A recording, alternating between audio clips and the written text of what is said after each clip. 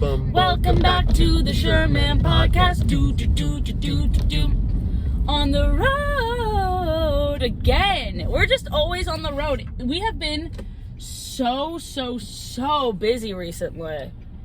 Yeah. It's been crazy how busy we've been between filming for YouTube, between our restaurant jobs, between our filming jobs. Can you turn off the audio? I don't want people to know where we are navigation-wise. But yeah, I don't think I've ever been this busy in my life. Yeah. Honestly, because it's not even like, oh, I'm busy from this one thing. Like, oh, I'm busy from a show, or oh, I'm busy from school. It's like freaking finals week in university. Especially senior year, finals week. That was so manageable. Yeah, that was nothing compared to this. This is so busy. I'm not gonna lie, I had a very unique college experience in that I was never busy with tests. Like, you saw me. I don't know how I lucked out so much, but even the classes outside of the theater classes, I had like no tests. Yeah, I think there was like only one or two classes that I took. I think the first one was that individual rights in the Constitution class that I took. Oh my god, yeah, that was crazy. That was weird that I was even in that class, because that was like nothing but like law, criminology majors, like people studying to become lawyers. That was like the only people in the class besides me, and I was just there. I'm like, hi, I'm an acting major. I know nothing about law. I don't know why you did that. Like, I know. I'm kind of glad I did, though, because like honestly, I feel like I understand the Bill of Rights and how the Supreme Court works a lot better now. You know what class was the biggest disappointment for me? Which one? The social media marketing class. I was so excited about it, and I feel like I didn't really learn anything super new.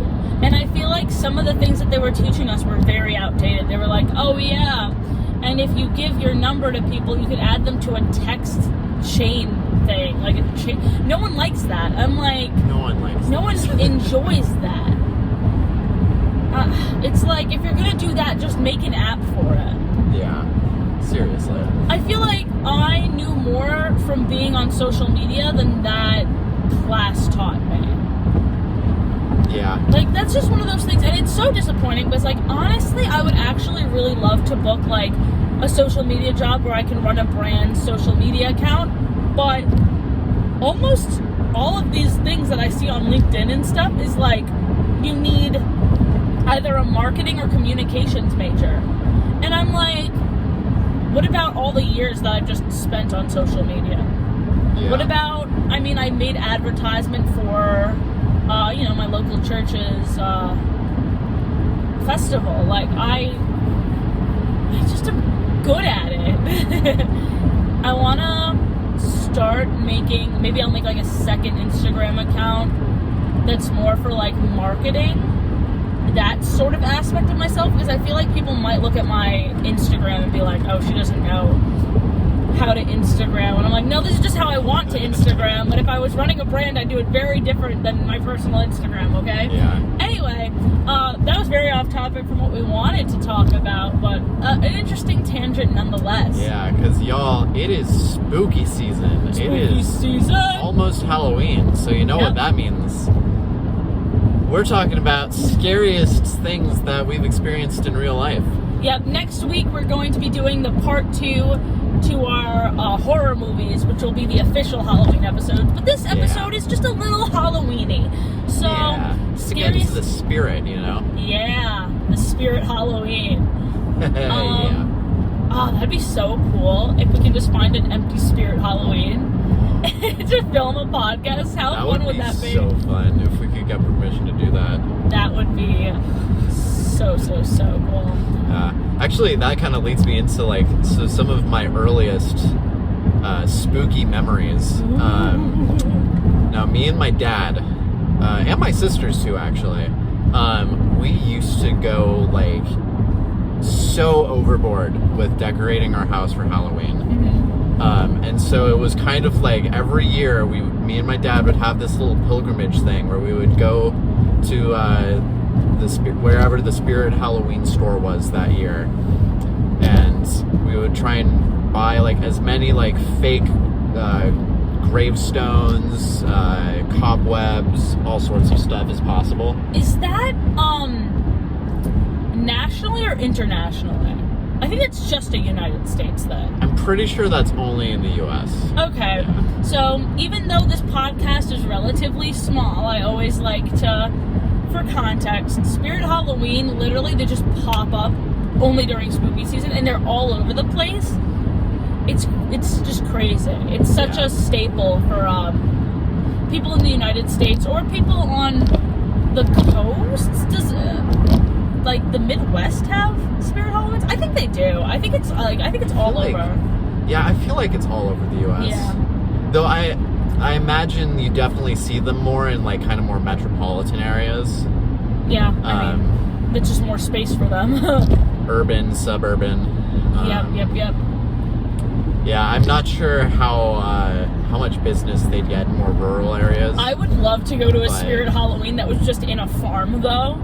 Yeah. How fun would that be? Sorry, continue with your story. I just wanted to ask the question. I remember like one of the first times I ever went to Spirit Halloween. You know how they've got all of those animatronic moving statue things? Yeah. We just went to one a few weeks ago. Yeah, so those used to scare the shit out of me.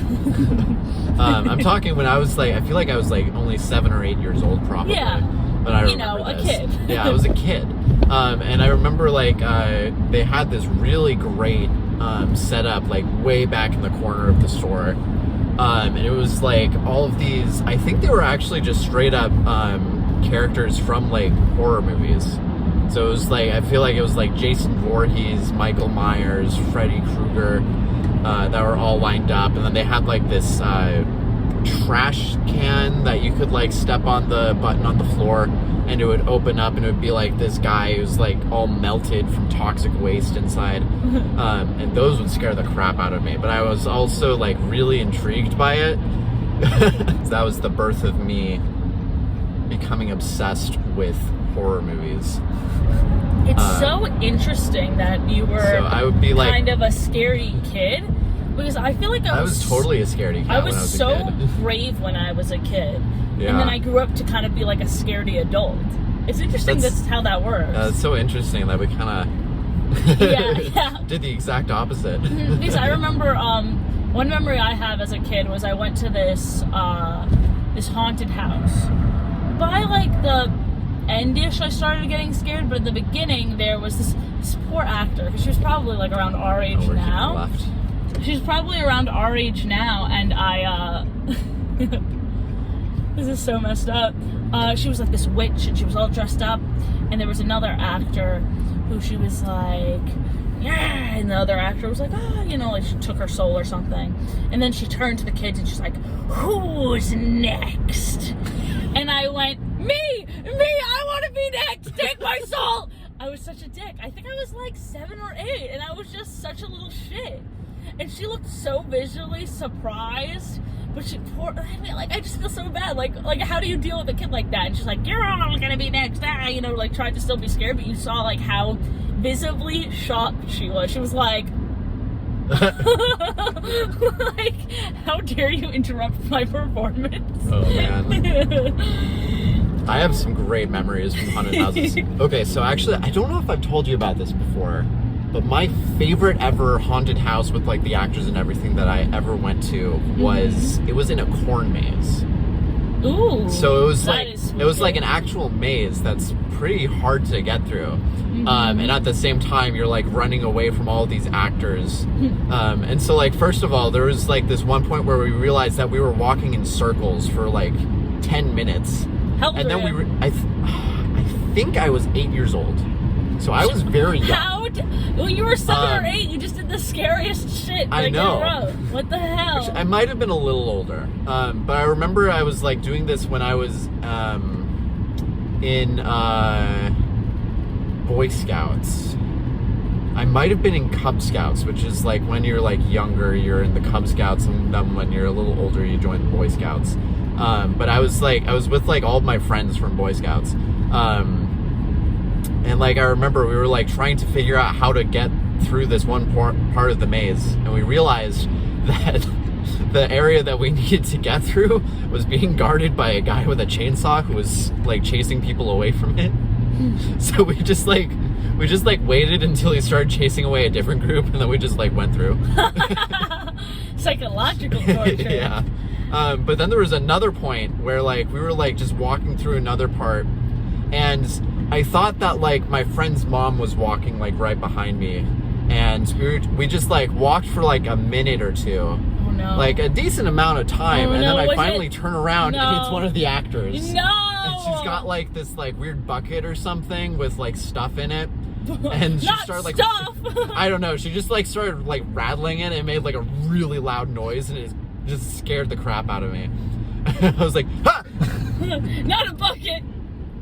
Yeah, actually, I loved those actors at that area too, because like when we're entering to get into the corn maze, you had to like go through like these wooden shed areas, and then there was actors inside. There was like strobe lights inside, and I remember like going in and like just looking around and be like, wow, Jesus. And then the actor heard me and was like, Jesus ain't here, kid. I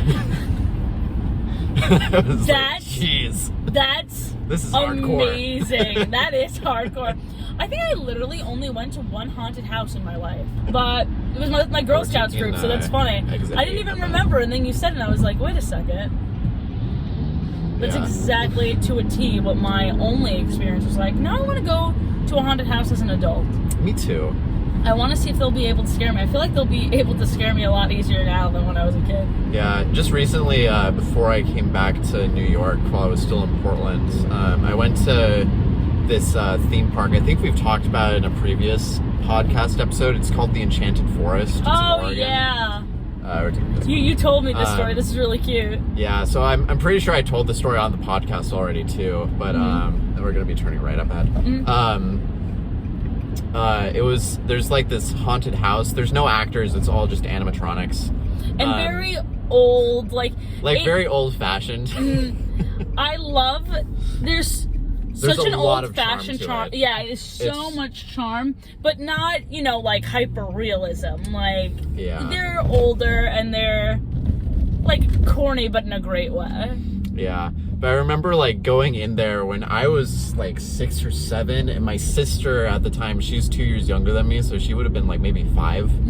I remember the two of us had, like, went in there when we were that age, and, like, we didn't even get through, like, the entryway, because there's, you go up these stairs, but, like, in the corner right by the stairs, there's an animatronic of, like, this guy who, like, stands up and, like, screams at you. And, like, we got to that point, and we screamed and ran back out the front door. And we're probably traumatized for the rest of the day. Yeah, so, like, we just recently revisited Enchanted Forest. Oh, yeah, and so you went there for your birthday because they were doing a limited amount of people, which I was really surprised by, but when you sent me the pictures, I was like, oh, it's, like, empty. Yeah, it's very empty. And, yeah, it was really nice, too, because they were, like, they give everyone, like, I think it's a 3-hour block of time that you're allowed to be in this Enchanted Forest. And obviously there's like a limited number of people who are allowed to be inside at any given time block. But yeah, it was really fun, like, revisiting that with Claire. So the two of us were just like going through, we were just like, oh, remember this? And it's so funny because you're probably like the height of the animatronic now, but when you were little it was like towering over you. It's that's definitely a big part of it. Yeah, it's such a different experience. Yeah, but also, like, it's fun because, like, now that we're older, we go through and we realize there's actually a lot of humor. There's like a room you walk by and it's like the Invisible Man, and so they've got like a floating book.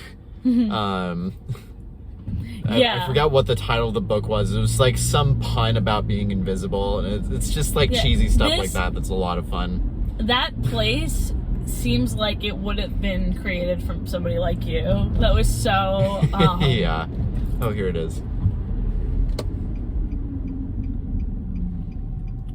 Which I just love. It just shows like how those experiences really mold you into the person you are. It really made me the man I am today. So we'll do the rest of this podcast parked. Yeah. Let's see. Yeah. What would be a good place? Oh, you know what? There was another time that I was going to go into another haunted house that had actors. And this one was actually also like really scary from what I remember. Like just like even in like the parking lot outside of the building. I remember I was like going there with like one or two friends from like the theater group at middle school. I think we were like 12 maybe. So a little bit later. Yeah, and like we didn't even make it inside. We were just waiting in line, and there were all these actors who would like come up, and they had really good makeup. It was so fun, and we just like couldn't even go inside. We were too scared. I think that as an adult, that'll be something that interests me if I go to a haunted house, like beyond the being scared, that whole experience. I feel like I would. There's a really pretty butterfly outside. That was that was a dog moment of me. Oh, like Monarch, you see? I It's gorgeous. It's so pretty. Anyway, Off topic.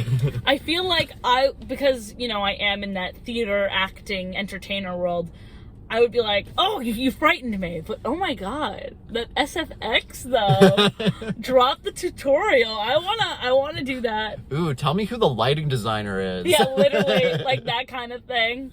Oh, is that a smoke machine I see? In the distance. So what else? Oh, I want to tell my possession story. Oh yeah. So moving on past haunted houses to the very real paranormal. So I'm not somebody who really like looks for that sort of thing. Like I know there are some people where like they just have like spooky personalities. They look for the ethereal, the unexplained. I'm not like that. I'm like a very skeptical, if I can avoid it, I will. So my friend was sleeping over. This was when I was like 14, 15. So we were going into sophomore year of high school. So she was sleeping over, and this was right before we went off to this church camp in Greece. So crazy, the timing of all of this. So she's sleeping over in my room. I wake up at like 2 a.m. or something to go to the bathroom, and I keep the door open in my room. I don't know why I did that. I'm weird. Like I like literally never close my bathroom door when I'm going to the bathroom. I don't know why. That's just a little personality thing for you. Thank you for sharing. Yeah. So, but it's important to the story. So I am going to the bathroom, and my friend is sleeping in the bed, and all of a sudden I see her shoot up out of bed and start coughing, like a very dry cough, like like coughing a lot. And then after, she's just like still sat up, like upright, 90-degree angle, and I'm like, hey, are you okay? And she's like, yeah, no, I'm fine. Like just totally dozing, like her eyes are completely closed, and I'm like, are you awake? And she goes, no. And then I'm like, oh my God, she's so sleepy. This is so funny. And she's still laughing, and I start laughing. And eventually, as I'm laughing while she's laughing, she goes, hey, it's not funny. Stop. And she shoots back down onto the bed. Like, and I was like, what the hell was that? I guess I pissed her off. So I go lie back down in bed. I'm a little bit like, I feel like she was asleep, and that was just like really weird sleep talking. So I'm just like I won't wake her up to know what that was about. So I'm sleeping. I'm kind of like on the edge of the bed. I don't want to like get on her nerves. And as I'm like trying to go back to sleep, she's turned away from me, and she starts turning towards me, and she goes like growling, and I'm like, that's fucking weird. And she keeps getting closer and closer to me. And then I was just like, dude, wake up, and like shake her awake. And she's like, what? And I'm like, I told her everything that happened. I'm like, do you remember any of that?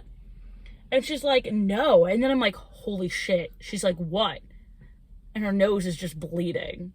Oh, that was the kicker. I was like, what the hell was that? As soon as we get to church camp, I'm throwing the holy water on you. You're possessed. Like, it was, if it was just the sleep talking, I would be like, yeah, no, that's really weird. The growling, I'd be like, that was really weird, but maybe you were having a strange dream.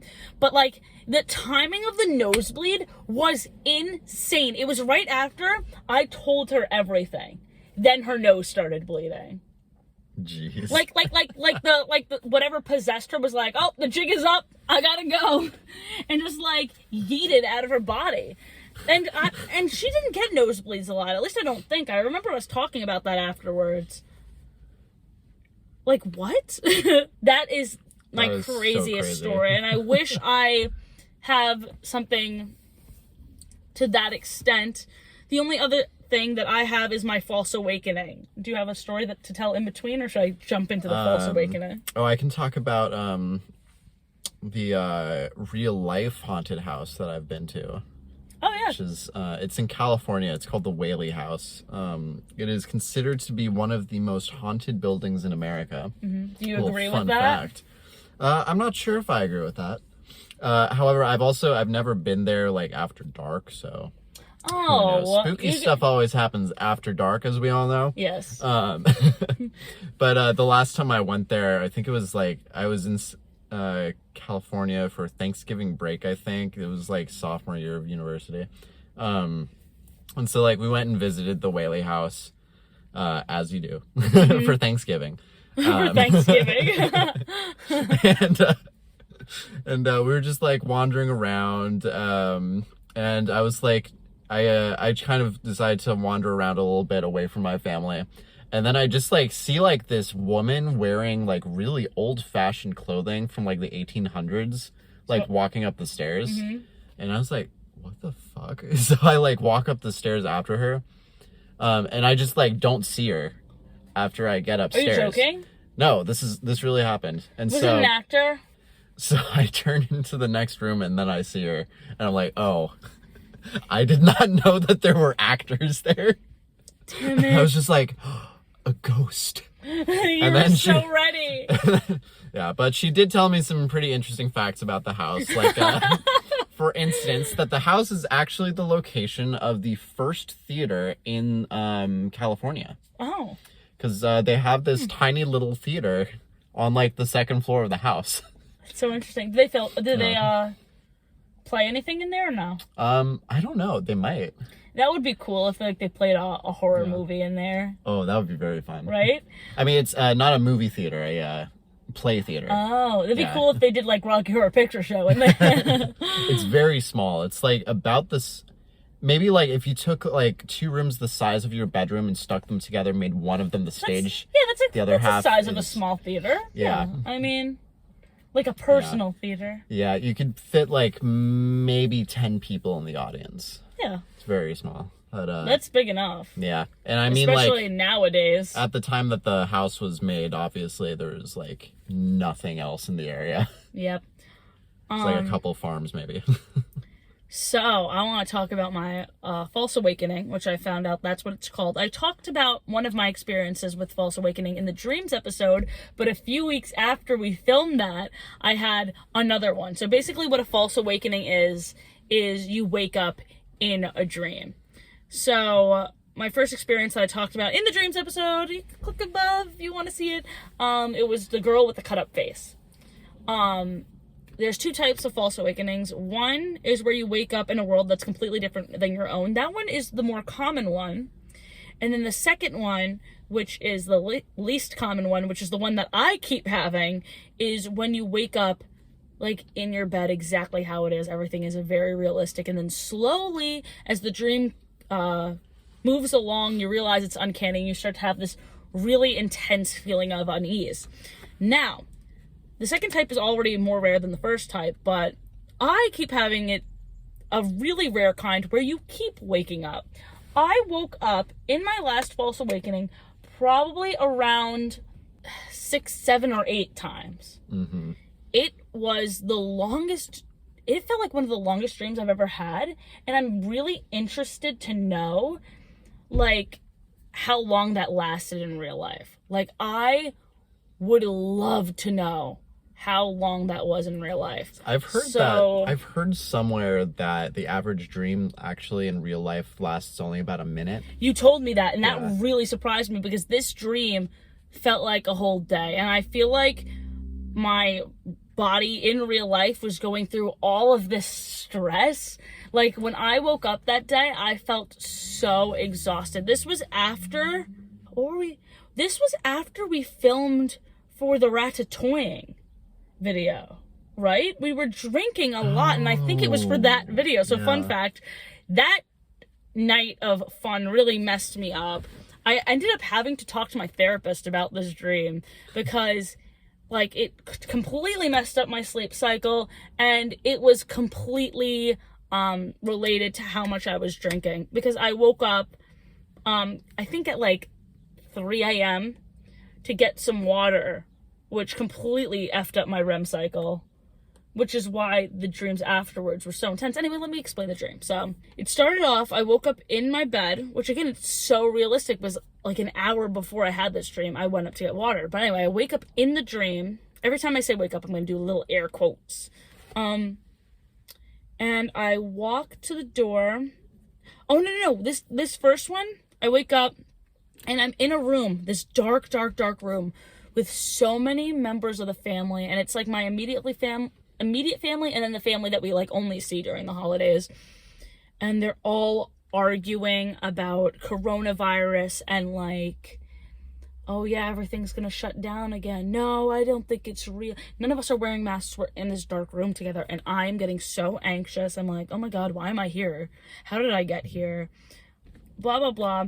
Wake up in my bed, and you're next to me, and you start talking about the argument that you had with my dad in that room. And I said, wait, is that real? And you said, I'm not gonna lie, I don't know if that was real. So that already is like making me really uneasy. I'm like, wait a second, but how did we both experience that thing that wasn't real?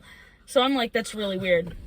I go to my door, and my godmother is downstairs in the den, and she's holding this brown poodle, this dog that I've never seen before. And she's like, Athena, oh my gosh, you finally woke up. Like, I slept through some big thing. And she's like, come downstairs. And then all of a sudden I see my vision like start to blur and become dizzy. And I see the look of concern go on my godmother and my mom's face. They're like, oh my God, are you okay? Athena. And then like I pass out in my dream, which also has never happened before. That was just such a weird freaking perspective. And then they're like yelling for me. I wake up again. And this was, I think, the moment where I keep like passing out, but not mentally like before. It was just like my legs wouldn't work. So I would get up out of bed and then collapse. And I would feel it. I would feel the impact on my cheek. I would feel the carpet on my cheek. And I would keep screaming, Ben, and you wouldn't wake up. And then I would wake up again, fall again, wake up again, fall again. The fourth time, because I fell like 2 or 3 times. I wake up and I run to the door. My legs are still weak, but I run to the door. I finally make it to the door. And then you said something like, you finally made it. Like you finally didn't fall or something. And I was like at that point, like you were starting to scare me too, because I was like, wait, you saw all of that and you didn't help? Like who are you? Like, you're not Ben. So I run to my mom's room, and this is the first time in the dream where it wasn't first person, which is also very rare for my dreams. Usually I see myself in the third person, like I talked about in the dreams episode. But anyway, my mom's like, Athena, what's wrong? And it switches from first person to third person. I see myself, and I don't look like myself at all. I'm like really, really pale, like extremely, like almost like ghost white. And there's tears just like nonstop coming out of my eyes, and I look younger, and I can't say anything. This is the part of the dream where I couldn't speak. But my mom's like, oh my gosh, your temperature dropped. You're freezing cold. Don't worry, honey, I'm gonna take care of you. And she lies me down, and I'm still crying, but for once in the dream I felt safe. Like I was like, okay, I made it somewhere. I'm not, like, I thought I was awake. I was fully fucking convinced I was awake. Even though I don't look the same, I saw my face, there were so many things wrong, but I was like, I almost convinced myself, like, okay, this is real life, because this is the happy ending. Like, I'm not stuck in this shit show anymore. And then I wake up, fake again. This is like the 8th time, I'm pretty sure. This is the final time. I wake up, I'm completely still. My body is stiff. I can't move. And I'm terrified because the last dream actually comforted me somehow, even though that last dream was also creepy. And I just like, my eyes are open. I can't move my body at all. And I just go, and I'm screaming help, but it's elongated so much. And then you like get up and you're like, what? What's wrong? What's wrong? And I can't say anything other than like screaming this. And then I'm still lying down, so I throw up and it goes all over me. And I felt that too. I felt the sensation of like throw up coming out of my mouth. And then that's when I actually finally wake up in real life, because I was like, what the hell? Like I thought I threw up on myself. And I was like, wait, that didn't happen. And then I wake you up for the first time in real life. You didn't wake up any of those other times. And I was like, was I screaming? You said no. I was like, did I fall off the bed? You said no. I was like, and that shit fucked me up for the whole day. I was like, what the hell? Because there were so many sensations that I felt. And it also scared me because it was like, first of all, why did my body not wake up? After so much terror, after so much stress, how did my body not wake up? Secondly, how did I feel so much? Like, my mind is so malleable and weak when I'm asleep and so vulnerable that I could literally feel like I'm falling off the bed, or that I'm like ripping my vocal cords and vomiting all over myself, and I felt all of that and nothing happened. That shit was, I mean, it's weird to say that the scariest thing to happen to me was when I was asleep, but that was, I think, like top 5 scariest moments of my life. I wrote it all down in my journal because I had to externalize it in some way, because it was sitting in me and it freaked me out. Like, I almost want to make a short film to just visualize this experience so people can see it, other than like, you can imagine it as I'm talking about it, or I can really try and embody this horror. So yeah, I mean, even though I don't watch horror movies a lot, I feel like my subconscious is constantly making them. So I gotta find more ways to externalize this so I could share this fear with others. Why do you keep yawning? Am I boring you? No, you're not. I think I'm like, my brain is just like waking up right now. Okay. It's the opposite. So yeah. Man. Yeah, so in most of my dreams, I don't really feel any sort of physical sensations I feel physical sensations all the time in my dreams. However, I do remember this one dream where I was like literally walking around in an abandoned, condemned house that I'd never been in before. Condemned? Yeah, I mean, it was like falling apart. There's like holes in the floor and like walls. Oh, I didn't know that version of the adjective. All I know is condemn, like I condemn you. I'm like, damn, this house is shamed. Anyway, continue. It's so like then like in the dream, someone like comes up behind me, puts a bag over my head, and then they like literally carry me like, and, get out. Holy shit. Yeah, and like they start like running me out of the house. And that's like one of the only dreams that I actually felt the physical sensation of the bag going over my head, being lifted up. Besides that, the only other physical sensations I feel are, I used to have this recurring dream when I was really a lot younger, where I'd just be like on this street during the nighttime, and it was dark out, but there were still like street lights and everything on. It was just like some suburban street with houses, as the suburban streets be. Yeah. And I just kind of fly down the road, and I kind of like keep picking up speed. You mentioned that in the dreams episode, and I told you I've never had one where I've flown horizontally. I always have dreams where I float, and that sensation I do feel as well. And any time I eat in a dream, I taste it. And I eat in my dreams a lot, actually. I've never eaten in a dream, I just realized. Wow. See, when I eat in a dream, like I've had fluffy pancakes, which remind me of the what's it called? The cloud bread, which I still need to attempt in a successful way. I smoked weed in a dream once. Did you taste it? Or feel it?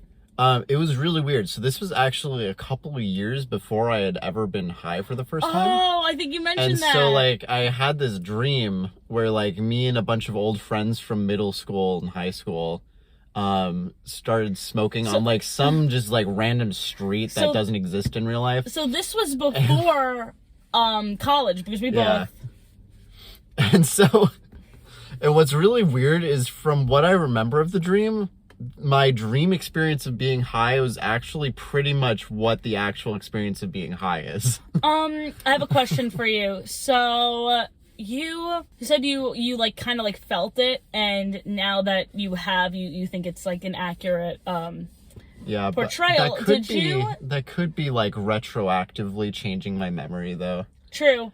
I was gonna say, like, have you been around, like, even before you got high for the first time, were you ever around somebody that was getting high? Or, like, have you ever at least smelt the smell? Yeah. So, like, I'd smelled weed before, and I had friends who would get high a lot. Okay, so you basically, I mean, when you see somebody and when you smell it, you kind of have that sensation. The strangest thing is, before college, I was so opposed. I was like, no.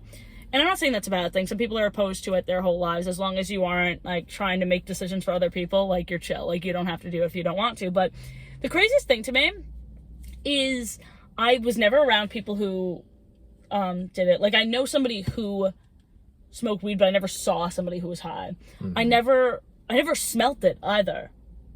I was so far removed from it, and I was so opposed to doing it myself. But then, as soon as I entered college, the first day that I, like, smelt it and was around people who did it for the first time, I was like, yeah, I'm doing this. Like, it took me 0.1 seconds to decide that and completely, like, 180 my beliefs. It was so strange. And I'm usually, like, very, like, when I believe something, I'm dead set.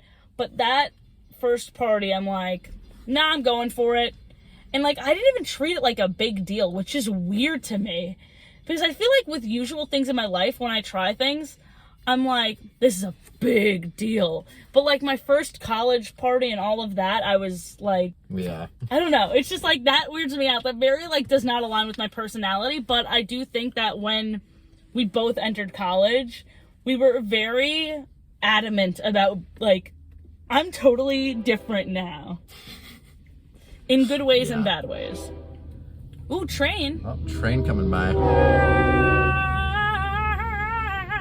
That's the sound the train makes. Oh, it's a Long Island Railroad. Dang, I wonder how many people are on that train. I know. I haven't been on the I can just say the train. I haven't been on the train in forever. A, I don't have a reason to, and B, I mean, coronavirus. It's just changing everything. Honestly, those trains are disgusting if you've ever been on one. I mean, let's just say it how it is. The spookiest thing to happen has just been this year. This year feels like a horror movie. Though, do you remember that year when there was that whole thing where people dressed up as clowns and started, like, chasing people in their cars and stuff? Yeah, I mean, I wish we could go back to those times. that was so much more fun. It was just so weird because, like, yeah, no doubt I feel like some assholes did that, but, like, it was such an isolated case, and it was so, like, everyone was so far removed from it.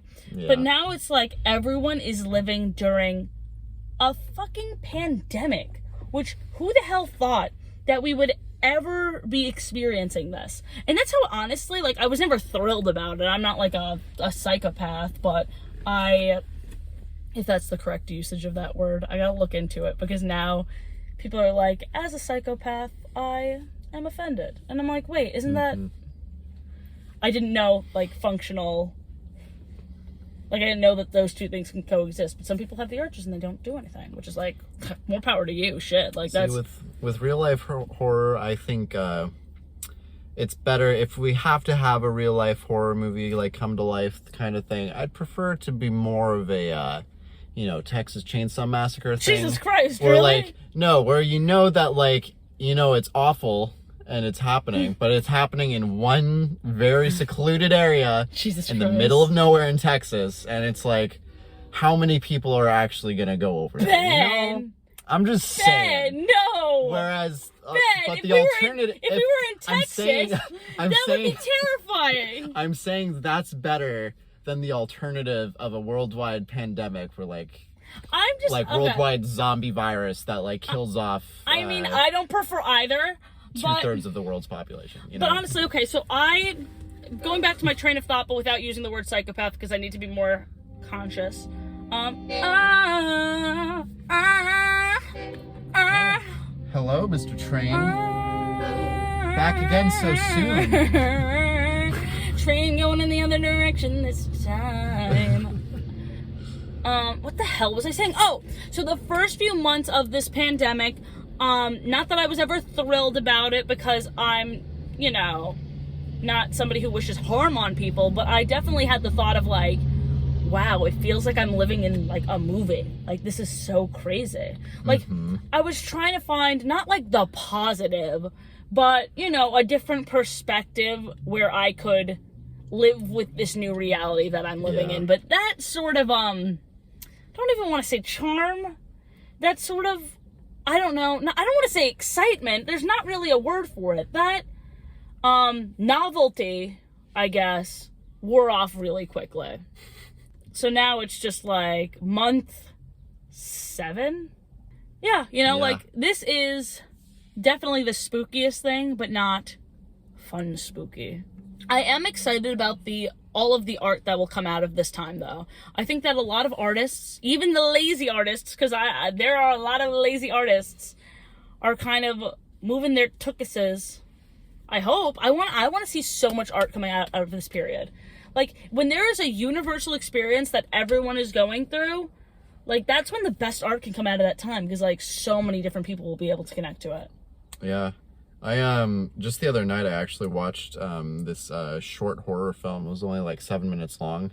It's called, I think it's called Deadlift. Lift spelled L-Y-F-T, like, the drive share. And it's like, it was made during the pandemic. Oh. And so it's like, it's about a Lyft driver who picks up a very creepy passenger and then starts hearing about this murder that has apparently just taken place at the house where he picked up the passenger from. Oh, I don't want to give too much away, but it's very creepy. And I thought it was really cool. No, it's a short movie. Yeah. Oh my gosh. Oh, I love that. I want to start watching more things that are being created recently so I can see how this period in life is like manifesting itself in different people. I really need to figure out how to carve out enough time in my schedule to create a horror movie. Well, my own short movies. Because I'm working for Rizzle again this month, I'm actually requesting more days off of my restaurant job. For both filming for that and also for leisure, because it's just the schedule we have currently there's no way we'll be able to maintain it. Yeah. There's no way with everything else we want to do, and we do want to have days where we can do the filming and we can do this and this. We have to start setting like clearer parameters for these things. So that's what I'm going to do this week. What are your plans for this week?